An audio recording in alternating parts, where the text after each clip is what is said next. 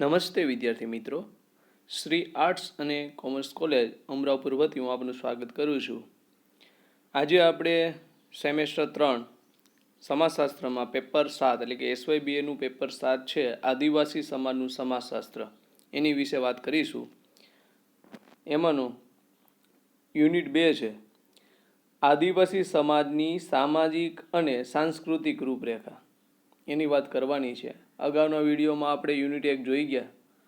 ત્યાર પછી આજે આપણે યુનિટ 2ના જે આદિવાસી સમાજની સામાજિક અને સાંસ્કૃતિક રૂપરેખામાં સગપણ સંબંધો છે એની વાત કરવાની છે કે ભાઈ આદિવાસી સમુદાયમાં સગપણ સંબંધોની જે વ્યવસ્થાઓ છે, એનું માળખું છે એ કેવું છે એની ચર્ચા કરવાની છે. ભારતના આદિવાસી સમાજનું સામાજિક અને સાંસ્કૃતિક જીવન એક સમાન સ્વરૂપનું નથી, પરંતુ એમાં એક વૈવિધ્યતા રહેલું છે. એટલે ભાઈ અલગ પ્રકારનું ભાઈ આદિવાસી અને બિન આદિવાસી સમુદાય છે, ખાસ કે એમાં આદિવાસી સમુદાય કેવી રીતે અલગ પડે છે, કયા કયા પાસામાં વૈવિધ્ય રહેલું છે એની ચર્ચા આપણે કરીએ. આ વૈવિધ્ય તેમના સગપણ સંબંધોમાં, લગ્નમાં, કુટુંબ અને સ્ત્રીનો દરજ્જો, ધાર્મિક માન્યતાઓ, સાંસ્કૃતિક પરંપરાઓ, ભાષાઓ વગેરેમાં જોઈ શકાય છે. આદિવાસી સમાજની સામાજિક અને સાંસ્કૃતિક રૂપરેખા પરથી આ વૈવિધ્યનો પરિચય મેળવી શકાય. ભાઈ આદિવાસી સમુદાય છે એમાં સામાજિક અને સાંસ્કૃતિક વૈવિધ્ય જોવું હોય તો કઈ કઈ બાબતમાં ભાઈ આપણે એને ઓળખાવી શકીએ, ભાઈ જોઈ શકીએ તો ભાઈ લગ્ન વ્યવસ્થા એમની, કુટુંબ વ્યવસ્થા હોય, એના સગપણ સંબંધો કેવા છે, સ્ત્રીનો દરજાનું સ્થાન કેવું છે, તેમજ સાંસ્કૃતિક અને ભાષા અને ધાર્મિક માન્યતાઓ છે એનો અભ્યાસ કરીએ તો એની સાચી સમજૂતી આપણને મેળવી શકીએ. એના અનુસંધાનમાં આજે આપણે જોઈએ ભાઈ સગપણ સંબંધ છે એનો અર્થ અને એના સ્વરૂપો જોવાના છે. ભાઈ સગપણ સંબંધ છે એ શું છે, કોને કહેવાય? તો ભાઈ લગ્ન તથા લોહીના સંબંધ ઉપર વ્યક્તિઓને પરસ્પર ગાઢ રીતે જોડતા સમાજ માન્ય સંબંધને સગપણ સંબંધ કહેવાય. ભાઈ લગ્ન અને લોહીના સંબંધની સાથે જોડ્યું સગપણ સંબંધ એટલે ટૂંકમાં કહી શકાય રક્ત સંબંધીઓ કે જે પરસ્પર સમાજ માન્ય રીતે એકબીજા સાથે જોડાયેલા હોય, પરસ્પર નજીક રીતે રક્ત સંબંધની દ્રષ્ટિએ, તો એને સગપણ સંબંધ કહેવામાં આવે કે અથવા તો સગપણ સંબંધીઓ કહેવામાં આવે છે. જેમ કે પતિ પત્ની વચ્ચેનો સંબંધ લગ્ન દ્વારા પ્રસ્થાપિત થયો છે, આ સંબંધ જોડાણના સંબંધો પણ કહેવાય. એની સાથે જો એક ભાઈ પતિના સગા પત્નીના પણ સગા બને છે, કારણ કે બધા કેવા છે, રક્ત સંબંધીઓ છે. બંનેના કુટુંબીજનો એકબીજાના સગા તરીકેનો સંબંધ ધરાવે છે. પિતા અને પુત્ર હોય, માતા અને પુત્ર, ભાઈ અને ભાઈ, ભાઈ અને બહેન વગેરે વચ્ચેના સંબંધો લોહીના સંબંધો છે, એટલે કે રક્ત સંબંધીઓ છે. ભાઈ નજીકના જે સંબંધીઓ છે એને સગપણ સંબંધી, ભાઈ નજીકના લોહીના જે રક્ત સંબંધીઓ છે એને સગપણ સંબંધીઓ કહેવામાં આવે છે. તેઓ વાસ્તવિક રીતે જોઈએ તો લોહીના સંબંધીથી જોડાયેલા છે, આથી તેઓ એકબીજાના રક્ત સંબંધીઓ બને છે. સગપણ સંબંધો સમાજ માન્ય સંબંધો છે કે ભાઈ આ સંબંધો માટેના સામાજિક ધોરણો હોય, તેના દ્વારા પરસ્પરના દરજ્જા અને ભૂમિકા નક્કી થાય છે. પારસ્પરિક સહકારના સંબંધો પ્રસ્થાપિત થાય છે. સાથે સાથે લગ્ન હોય, મિલકત, વારસો વગેરેને લગતા હકો સગપણ સંબંધના આધારે નક્કી થાય છે. ભાઈ સગપણ સંબંધ છે એ કેના આધારે નક્કી થઈ શકે? તો ભાઈ એમાં આવે લગ્ન છે, પછી મિલકત હોય, વારસો છે વગેરે જે બાબતો છે એમાં ધ્યાનમાં રાખવામાં આવે છે. કુટુંબમાં ગોત્ર, ગોત્રાર્થ, બિરાદરી સગપણ સંબંધના જૂથો છે. નેક્સ્ટ વિડીયોમાં આપણે આની પણ ચર્ચા કરશું કે ભાઈ કુટુંબ, ગોત્ર, ગોત્રાર્થ અને બિરાદરી શું છે. એક સગપણ સંબંધના જ વ્યવહારો છે કે ભાઈ આદિવાસી સમુદાયમાં એ કઈ રીતે જોડાયેલા છે. ત્યાર પછી જોઈએ તો જે સગપણ સંબંધીઓ વચ્ચે જૈવિક અને સામાજિક સંબંધ નિકટનો હોય તેવા સંબંધને પ્રથમ શ્રેણીના સંબંધીઓ કહેવામાં આવે છે. આમાં ખાસ પ્રથમ, દ્વિતીય, તૃતીય, ચતુર્થ જે રક્ત સંબંધની શ્રેણીઓ છે એની વાત કરી છે કે ભાઈ સામાન્ય રીતે જો ભાઈ સંબંધ નિકટ ન હોય, પરસ્પર ન એકદમ નજીક ન હોય તો એને પ્રથમ શ્રેણીના સંબંધીઓ કહેવાય છે. જેમ કે પતિ પત્ની વચ્ચેનો સંબંધ, મા બાપ અને સંતાનો વચ્ચેનો, ભાઈ ભાઈ અને ભાઈ બહેન કે બહેન બહેન વચ્ચેનો સંબંધ, આ પ્રથમ શ્રેણીના સંબંધીઓ છે. એટલે કે ભાઈ ટૂંકમાં પ્રથમ શ્રેણીના જે સગપણ સંબંધીઓ છે એ નજીકના હોય છે, જે એકદમ નજીકના રક્ત સંબંધ સાથે જોડાયેલા હોય છે. જેમ કે પિતા છે એ પ્રથમ શ્રેણીના રક્ત સંબંધીઓ છે. એવી રીતે પિતાના પિતા એ દ્વિતીય શ્રેણીના રક્ત સંબંધીઓ છે. ત્યાર પછી જે પિતામહ છે તે તૃતીય શ્રેણીમાં છે અને પ્રપિતામહ છે એ ચતુર્થ શ્રેણીના રક્ત સંબંધીઓ છે. આવી જ રીતે આગળની પેઢીઓની ગણતરી પણ થઈ શકે. પંચમ, છઠ્ઠમ, માતૃપક્ષના સગા સાથેના સંબંધીઓ પણ આ રીતે શ્રેણીઓમાં દર્શાવી શકાય છે. લગ્ન, મિલકતનો વારસો, પારસ્પરિક ફરજોમાં જૈવિક અને સામાજિક અંતર મહત્વનો ભાગ ભજવે છે. જેવી રીતે આપણામાં બિનાદિવાસીઓમાં પ્રથમ, દ્વિતીય, તૃતીય, ચતુર્થ શ્રેણીના રક્ત સંબંધીઓ છે, એની વચ્ચે જેવી રીતે મિલકત, લગ્ન વ્યવસ્થાના માળખાઓ છે, ફરજો છે, ધોરણો છે એ જોવા મળે છે, એવા જ માળખું છે આદિવાસી સમુદાયમાં પણ જોવા મળે. પણ મેન આધાર ભાઈ રક્ત સંબંધનું માળખું કેવું છે, કઈ શ્રેણીમાં આવે છે, એના આધારે તેની મિલકત છે, એને લગ્ન વ્યવસ્થાનું માળખું છે, એના નિયમો છે એને લાગુ પડે છે. સગપણ સંબંધીઓ સાથે દરજા અને ભૂમિકા સંબંધો સૂચવતી વિભિન્ન પરિભાષાઓ જે હોય છે. એટલે ટૂંકમાં કહી શકાય કે ભાઈ સગપણ સંબંધો છે એની સાથે દરજો અને ભૂમિકાનું માળખું છે કે ભાઈ સ્થાન એ શું સૂચવે છે, એની ચોક્કસ જુદી જુદી પરિભાષાઓ છે એ સૂચિત કરે છે. એકી સાથે અમુક વર્ગના સગાનો નિર્દેશ પણ કરે છે, જે પરિભાષાને વર્ગસૂચક પરિભાષા પણ કહેવાય છે. જેમ કે અસમમાં સેમા નાગા લોકોમાં ખાસ વાત કરી છે, અસમના જે આદિવાસી સમુદાય છે, જે સેમા નાગા લોકો છે, એમાં પિતા, પિતાના ભાઈ, માતાની બહેનની પતિ, આ બધા સગાને સંબોધવા માટે એક જ શબ્દ વાપરે છે, અપુ. એવી જ રીતે પિતાની બહેન, પત્નીની માતા, પતિની માતા, પતિના ભાઈની પત્ની, એ બધા સગપણ સંબંધીઓને એક જ શબ્દ અનીથી સંબોધન કરવામાં આવે છે. વાત કરી છે સેમાના જે નાગા લોકો છે એમાં વર્ગ સૂચક જે શબ્દ છે પરિભાષા પણ નક્કી કરવામાં આવી કે ભાઈ કોને ક્યાં નામથી ઓળખી શકાય. તો ભાઈ સેમા નાગાના લોકો છે એ અપુ શબ્દ કોની માટે વાપરે છે, તો ભાઈ પિતા છે, પિતાનો ભાઈ હોય, પછી માતાની જે બહેનની પતિ, આ બધા સગા સંબંધીઓ છે એની માટે એક શબ્દ વાપરે છે, અપુ. એવી રીતે અની શબ્દ છે કોની માટે વાપરે, તો ભાઈ બહેન છે એટલે પિતાની બહેન, પત્નીની માતા, પતિની માતા, પતિના ભાઈની પત્ની, આ બધા સગપણ સંબંધીઓ માટે એ અની શબ્દ વાપરે છે, એટલે સંબોધે છે. જ્યારે તેઓમાં માતાના ભાઈ, પતિના પિતા, પત્નીના પિતા અને પતિના ભાઈ, એ બધા સગપણ સંબંધીઓ માટે અંગુ શબ્દ છે એને વાપરે છે. એટલે કહી શકાય કે ભાઈ આદિવાસી સમુદાય છે એમાં પણ વર્ગસૂચક પરિભાષાઓ છે, ચોક્કસ વર્ગ આધારિત જુદા જુદા આદિવાસીઓમાં અમુક નામે છે એને સંબોધવામાં આવે છે અથવા તો એ ઓળખાય છે.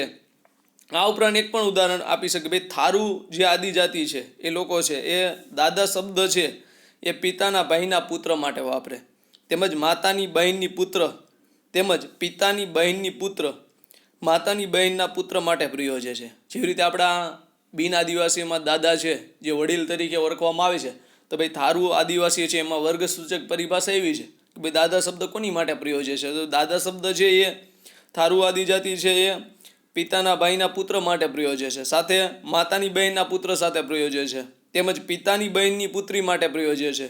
આ ઉપરાંત માતાની બહેનના પુત્ર માટે પ્રયોજે છે.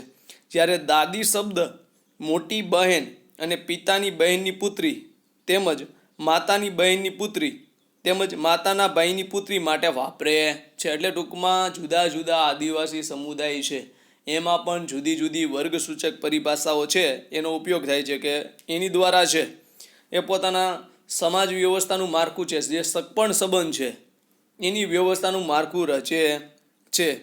એવી જ રીતે જોઈએ તો મોર્ગન એમ માને છે કે ભાઈ મોર્ગન નામના સમાજશાસ્ત્રીએ પણ નોંધ્યું છે કે ભાઈ માનવ સમાજમાં પહેલાં વર્ગસૂચક શબ્દ હતા, પછી માનવ સમાજ જેમ જેમ વિકાસ થતો ગયો તેમ સંબંધ સૂચક શબ્દો વિકસ્યા. એટલે કે ભાઈ જ્યારે વિકાસ નહોતો થયો ત્યારે વર્ગસૂચક શબ્દનો આવા શબ્દનો ઉપયોગ થતો હતો, પણ જેમ જેમ વિકાસ થતો ગયો સમાજ વ્યવસ્થાના માળખા ઉત્ક્રાંતિ થતી ગઈ એટલે ભાઈ સંબંધ સૂચક શબ્દનો પણ ઉપયોગ થવા લાગ્યો છે.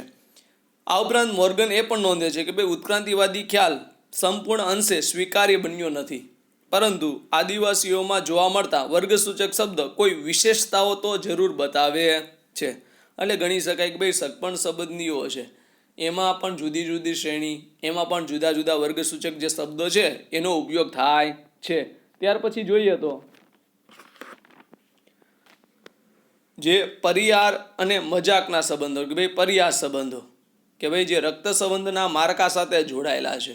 આ બે સંબંધની આપણે વાત કરશું જે સગપણ સંબંધના સ્વરૂપના માળખા સાથે જોડાયેલા, કે ભાઈ પરિહાર, બીજું છે પરિહાસ, એટલે એ બીજા નામે પણ ઓળખાય છે કે ભાઈ મજાકના સંબંધો.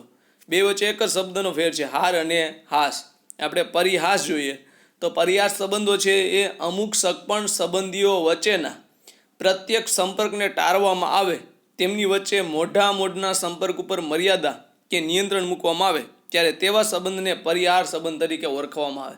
પરિહાર સંબંધ છે જે સગપણ સંબંધ છે કઈ રીતે ઓળખાય? ભાઈ સામાન્ય રીતે મજાક મસ્કરી કરવાની છૂટ ન હોય એમાં, અથવા તો સામાન્ય અમુક પ્રકારનું નિયંત્રણ હોય, જે આપણા બિન આદિવાસીઓમાં પણ જોવા મળે. એવી રીતે આદિવાસી સમુદાયમાં પણ એ જોવા મળે છે. એટલે કે આવા જે નિયંત્રણો છે, ટૂંકમાં મર્યાદા છે, એને પરિહાર સંબંધ તરીકે ઓળખવામાં આવે છે. એટલે કે અમુક સગપણ સંબંધીઓ પરસ્પર અમુક મર્યાદામાં રહીને જ વર્તી શકે, એકબીજા વચ્ચેનો સંપર્ક મર્યાદિત હોય તેવા સંબંધને પરિહાર સંબંધ કહેવાય છે. આ પરિહાર સંબંધો જોઈએ તો કોની વચ્ચે જોઈ શકાય? તો ભાઈ ભાઈ બહેન વચ્ચેના પરિહાર સંબંધો.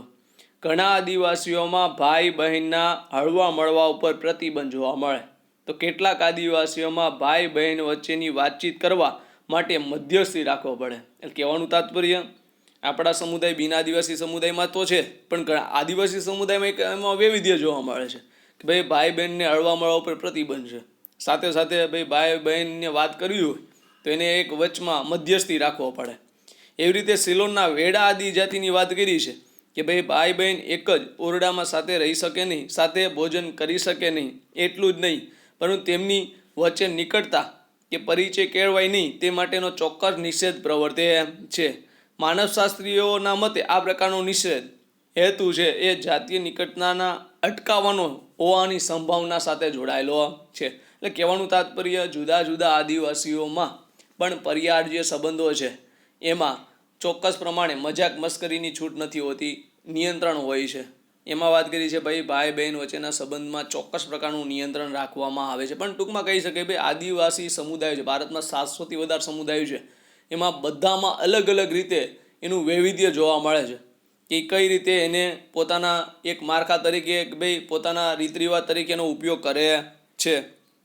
સાથે સાથે જો ભાઈ આવા નિષેધોથી એવી સમજૂતી આપવામાં આવે છે કે પુત્ર વધુ તેના પતિના કુટુંબીજનોની જુદા જ સામાજિક અને સાંસ્કૃતિક વાતાવરણ અને નૈતિક મૂલ્યોમાં ઉછરી હોય છે. આથી પતિના કુટુંબીજનો પુત્રવધુ દ્વારા નવા સામાજિક અને સાંસ્કૃતિક અને નૈતિક મૂલ્યોની અસર નીચે જ ન આવે એ તો ત્યાં આવો નિષેધ મુકાય છે. એટલે ટૂંકમાં એક મર્યાદાના સ્વરૂપે છે કે ભાઈ અમુક જે રક્ત સંબંધીઓ છે, નજીકના છે, પરસ્પર પ્રથમ શ્રેણી સાથે જોડાય છે, દ્વિતીય શ્રેણી સાથે જોડાય છે, તો એની અમુક પ્રકારની એક મર્યાદા છે, નિયંત્રણ છે એ મૂકે છે. એને પહેલેથી જ એની એક ઢબ સાથે એને વારસાના સંદર્ભમાં કે સામાજિકરણના સંદર્ભમાં એને જોડે છે. આવી રીતે પણ જોઈ શકીએ કે ભાઈ આદિવાસી સમુદાયમાં જમાઈ સાસુ સસરા વચ્ચે પણ પરિહાર સંબંધ છે, જેવી રીતે બિન આદિવાસીઓમાં છે એ રીતે પરિહાર સંબંધ છે, જમાઈને સાસુ સસરામાં જોવા મળે. પણ એમાં આદિવાસી સમુદાયમાં થોડુંક વૈવિધ્ય છે કે આદિવાસીઓમાં જમાઈ એટલે ભાઈ યોકાધીર આદિવાસીની વાત કરી છે, યોકાધીર આદિવાસી સમુદાય છે એમાં જમાઈ તેના સાસુ સસરા સાથે વાતચીત કરી શકે નહીં, તેમજ વાતચીત કરવી હોય તો વચ્ચે પડદો રાખવો પડે છે અને આકસ્મિક રીતે જો સસરા સામે મળી આવે તો જમાએ પોતાનું મોઢું ઢાંકવું પડે છે. એટલે ટૂંકમાં એની વચ્ચે અમુક પ્રકારનું ભાઈ અંતર રાખવામાં આવે છે. આ ઉપરાંત સિલોનના વેડા આદિવાસી છે એમાં જમાઈ તેની સાસુનો સ્પર્શ પણ ન કરી શકે, સાથે સાથે સામે મળે તો રસ્તો પણ બદલી લેવો પડે અને બીજાની હાજરીમાં સાસુ સાથે વાતચીત કરી શકે નહીં. અને કેટલાક આદિવાસી જે સમુદાય છે એમાં સાસુને જમાઈનું નામ સાંભળવાની મનાઈ છે. એટલે ટૂંકમાં એની વચ્ચે કાંઈક ને કાંઈક એવી પ્રતિક્રિયા કે ભાઈ નિયંત્રણો છે એ જોડાયેલા છે કે ભાઈ એને અપશુકનના એક વિભાગ તરીકે પણ પોતે સ્વીકારે છે અથવા તો જોડે છે. આ ઉપરાંત છે બનેવી અને મોટી સારી વચ્ચેના પરિહાર સંબંધો પણ જોવા મળે છે કે ભાઈ એની વચ્ચે અમુક પ્રકારનું એટલે કહી શકાય ભાઈ મોટી જે સાળી છે ને પાટલા સાસુ તરીકે ઓળખાય છે. તો ભાઈ ડુબે એવું પણ કહે છે ભાઈ મધ્યપ્રદેશના મોટાભાગના આદિવાસીઓમાં પુરુષ અને તેની પત્નીની મોટી બહેન વચ્ચે પ્રત્યક્ષ સંપર્કનો નિષેધ પણ જોવા મળે છે. વાત કરી છે મધ્યપ્રદેશમાં. દુબેએ શું કીધું કે ભાઈ મોટી સાળી છે એ ભાઈ પત્નીની મોટી બહેન વચ્ચે ભાઈ એની વચ્ચે પુરુષ છે ભાઈની પતિ છે એની વચ્ચે સામે સામે પ્રત્યક્ષ રીતે વાતચીત કરી શકે નહીં, નિષેધ છે એની વચ્ચે. ત્યાર પછી જોઈએ તો પરિહાસ સંબંધો એટલે કે ભાઈ બીજા ક્યાં નામે ઓળખાય છે તો મજાકના સંબંધો. એકબીજાની મજાક મસ્કરી કરવાની છૂટ હોય અને જેની મજાક મસ્કરી કરવામાં આવે છે તેની પાસે એવી અપેક્ષા રખાય છે તેને ખોટું ન લાગે. એટલે ભાઈ ટૂંકમાં મજાક મસ્કરી કરવાની છૂટ છે. ભાઈ એક બાબત છે કે ભાઈ એમાં ખોટું લગાવવાનું આવતું નથી. ભાઈ આવા સંબંધો છે આદિવાસી સમુદાયમાં પણ જોવા મળે અને બિન આદિવાસી સમુદાયમાં પણ જોવા મળે છે. પણ આદિવાસી સમુદાયમાં એનું વૈવિધ્ય છે એ જોવા મળે, કંઈક વિશેષ સ્વરૂપે જોવા મળે છે. એટલે કે જેમાં એક પણ સગપણ સંબંધીઓ છે ભાઈ જે બે સગપણ સંબંધીઓ વચ્ચેના સંબંધો છે એમાં સગપણ સંબંધીને બીજા સગપણ સંબંધીની મજાક મસ્કરી કરવાની છૂટ આપે છે અથવા તો સામાન્ય રીતે એવી અપેક્ષા રખાય ભાઈ ખોટું ન લાગે. ભાઈ ભારતના બધા આદિવાસીઓ ઉપરાંત કેટલાક સભ્ય સમાજોમાં પણ આવા સંબંધો જોવા મળે છે. આવા સંબંધને પરિહાસ સંબંધ તરીકે ઓળખાવાય છે. આ પ્રકારના સંબંધમાં અમુક સગપણ સંબંધીઓ એકબીજાના નિકટના સંપર્કમાં આવે છે અને એકબીજાની હસી મજાક ઉડાવે છે અથવા તો ભાઈ ઠઠ્ઠા મસ્કરી કરે છે. આથી જણાશે કે ભાઈ પરિહાસ સંબંધો એ અમુક સગપણ સંબંધીઓ વચ્ચે પરસ્પર નિકટતા દર્શાવે છે. ભાઈ એટલે કહી શકાય કે ભાઈ પરિહાસ સંબંધો છે એકબીજા વચ્ચે મજાક મસ્કરી કરવાની છૂટ છે. એટલે ભાઈ નિકટના સંબંધીઓ સાથે અથવા તો ભાઈ નિકટના સગપણ સંબંધના માળખા સાથે જોડે છે. જેમાં જોઈએ તો સાળી બનેવી વચ્ચે પરિહાસ સંબંધ જેવી રીતે આદિવાસી સમુદાયમાં જોવા મળે એવો બિન આદિવાસી સમુદાયમાં પણ જોવા, પણ આદિવાસી સમુદાયમાં કંઈક વૈવિધ્ય છે એ જોડાયેલું છે. ઘણા આદિવાસીઓમાં સાળી બનેવી વચ્ચે એકબીજાની મસ્કરી કરવાનો સંબંધ હોય છે. આવા સંબંધની સમજૂતી એવી આપવામાં આવે છે કે ભાઈ સાળી બનેવી વચ્ચે સંભવિત પતિ પત્નીનો સંબંધ છે માનવામાં આવે છે. તેથી તેઓ એકબીજાની ઠટ્ઠા મસ્કરી કરે છે. ભાઈ સારી વટાની પ્રથા આના ઉદાહરણ તરીકે ટાંકી શકે. ભાઈ આદિવાસી સમુદાયમાં સારી બનેવી પરિહાસ સંબંધ છે બિન ભાઈ એની વચ્ચે મજાક મસ્કરી કરવાની છૂટ છે. અને બીજું એવું પણ કહેવામાં આવે ભાઈ સંભવિત પતિ છે એ માનવામાં આવે છે. ભાઈ સારી અને બનેવીની પ્રતિક્રિયા ભાઈ પત્ની વચ્ચેનો એટલે ભાઈ પતિ પત્ની વચ્ચેનો સંબંધ ક્યાંક ને ક્યાંક જોડાયેલો છે એવું માનવામાં આવે છે. ભાઈ આપણા પણ બિન આદિવાસીમાં સારી વટા પ્રથા છે એનું ઉદાહરણ તરીકે પણ ટાંકી શકીએ છે. એટલે ભાઈ ટૂંકમાં આની વચ્ચે ભાઈ સારી બનેવી વચ્ચે છે મજાક મસ્કરી કરવાની છૂટ હોય છે તો એને કેવા સંબંધો કહેવાય છે તો પરિહાસ સંબંધો તરીકે ઓળખાવાય છે.